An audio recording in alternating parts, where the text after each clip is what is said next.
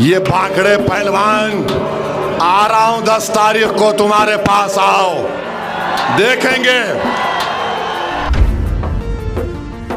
अगर तुम ये खेल खेलना चाह रहे, बाबू ये T20 तुम शुरू मत करो, महंगा पड़ेगा।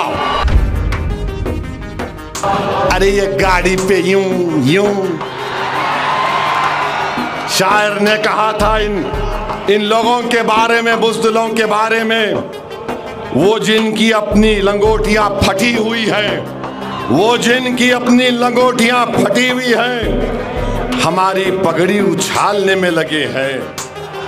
और सुनो जालिमों, लोग जिस हाल में मरने की दुआ करते हैं, लोग जिस हाल में मरने की दुआ करते हैं, असदुद्दीन ओवैसी इस हाल में जीने की कसम खाई है।